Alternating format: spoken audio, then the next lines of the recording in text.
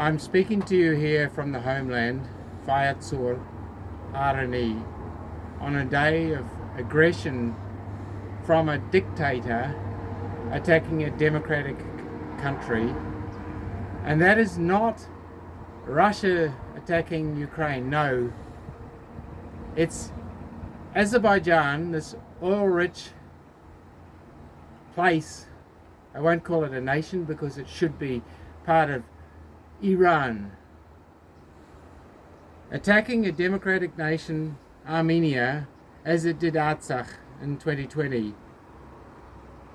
I want to address the West, where I came from.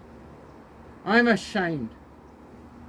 I'm ashamed of people like Charles Michel, Ursula von der Leyen, people like that who suck up to the dictators to get your gas, whatever is necessary to make sure that you're okay, while human rights can be just brushed aside. Democracy that's emerging here in Armenia can be forgotten about. I'm addressing President Biden. You came with so much hope of human rights, putting things right after the catastrophe of Trump, and yet, after recognizing the Armenian genocide perpetrated by Turks, Azeris, you actually continued your economic and military support to these dictatorships.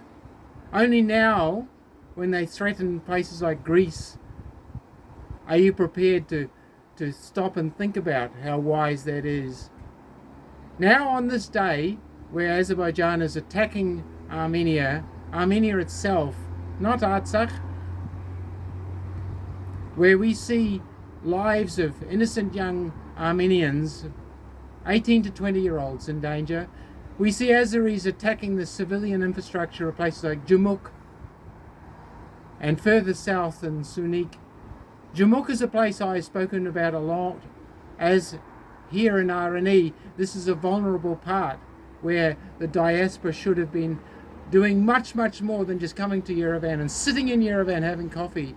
They should have been here in Vayots Dzor and Syunik, helping to build this place like we are here in Areni. But no, you're too busy in Yerevan, investing in Yerevan. Well, you're going to get your wish, so the enemy will surround Yerevan if you do not wake up. Maybe it's too late. I think not. So here in Areni, we're still very calm. We know that this place needs to be defended. And we're just doing our best with this video to reach out to the international community to tell them to do something.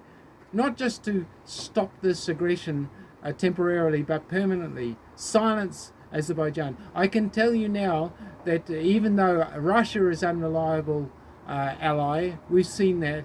We've seen that for many, many years now.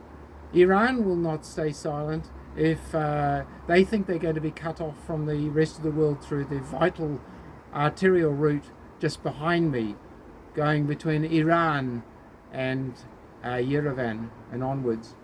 So we don't lose hope.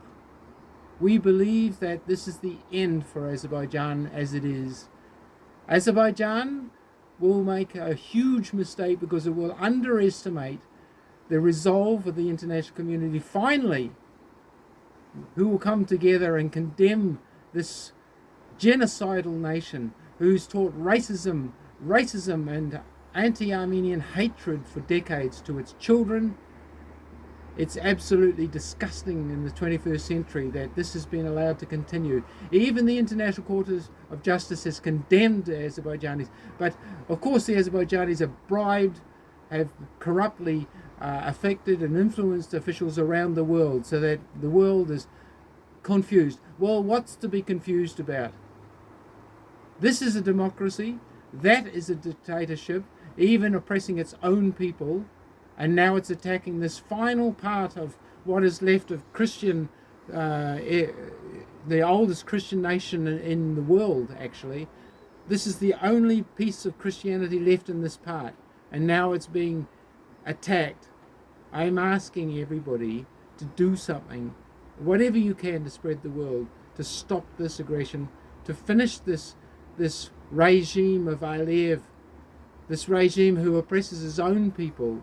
And I'm asking the diaspora to come together. Stop talking about Pashinyan. This is not the time to talk about Pashinyan. We do not support one government or another. We are here simply to support the people. But I'm telling you now, the more that you carry on about Pashinyan at this moment, the worse it is. We must be united. We must come together, and we must do whatever we can to ensure that Armenia and Artsakh survive, and not just survive but thrive.